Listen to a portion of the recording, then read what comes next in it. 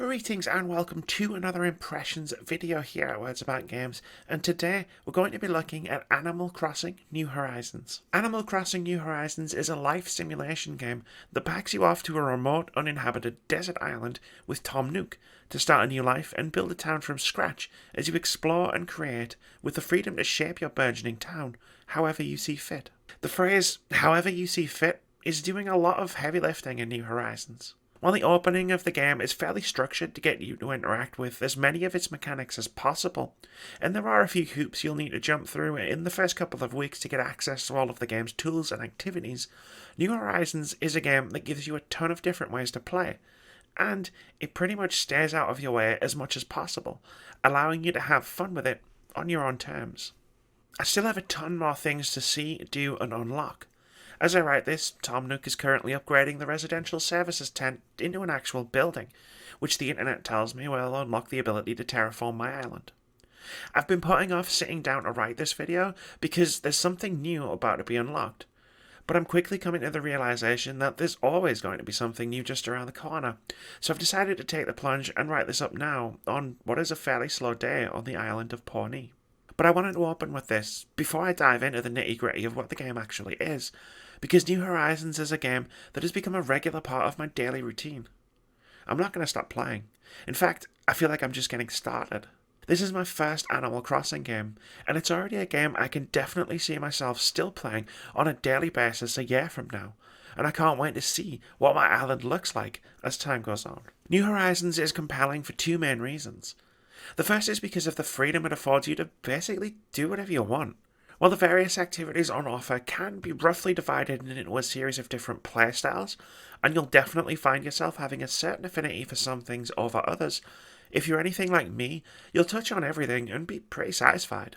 You're very quickly given a suite of tools you need to make the most of this deserted island, from your fishing rod to your axe, net, shovel, watering can, vaulting pole for jumping across rivers, ladder for reaching cliff tops, and a slingshot for shooting down presents floating on balloons. For me, collecting the various fish, bugs, and fossils for display at the local museum has been a highlight, probably due to my nature as a collector in real life. The museum is incredible, especially when you start filling it out with your various finds. There are creatures of different rarities, and they appear in different locations, sometimes at specific times of day, and only at certain times of the year, tying into Animal Crossing's unique mechanic of the game happening in real time, matching its in-game time and seasons to the date and time of your Switch. Crafting has also formed a fairly huge part of my early days with the game. You collect resources from around your island, or by visiting randomly generated islands using Nook Miles tickets, which are generally plentiful in one type of resource or another, using the spores to craft tools, furniture, and other oddities. While I like the end results of crafting, the stuff, it's a mechanic that feels a bit too much like busywork and probably could have done with some streamlining. Material gathering is kind of boring.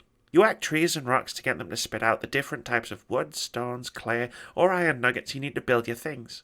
Gathering all the resources on your island alone can take around 30 to 60 minutes, and while it's a good activity to keep yourself occupied while you're, say, listening to a podcast, it can feel monotonous a week in. Luckily, I've built up a decent stockpile of materials, so I don't have to keep going around my island desperately trying to find the softwood I need for a specific project. But there's no getting around the fact that the destructible tools are an annoyance. You start out with flimsy tools that break in a scant few uses. Before long, you're able to upgrade them, but even then I found that tools break far too easily, constantly sending me back to my resource stockpile and DIY workbench to rebuild them before having to pick up where I left off. And the actual act of crafting is something that quickly starts to grate. You can only craft one item at a time and have to watch an animation play each time you craft something. So when I'm trying to make 15 fish baits, I have to go through those motions 15 times, wishing there was a better way. These have been my two main activities in the first week and a bit I've spent on Pawnee. There's so much more, but to go into depth would require a video 4 times longer than I would ordinarily make. You can decorate your island with furniture, able to put things both in your house and outside, allowing you to go nuts personalising your entire island however you want. There are a ton of ways to make money, from planting trees in special locations using bags of cash, to hunting for rare fish, or playing the stock market by buying and selling turnips. And you'll want to make money to pay off Tom Nook's loans, which allows you to upgrade the size of your house, which in turn puts you deeper in debt. Naturally. My goal in New Horizons is simply to turn my island into the best version of paradise I can. That's not a goal imposed on me by the game. That's just how I've decided to spend my time with it. If you play it, and you absolutely should, you might have different goals or different ways to achieve those goals. Animal Crossing has your back, which is the second reason it's an incredibly compelling game.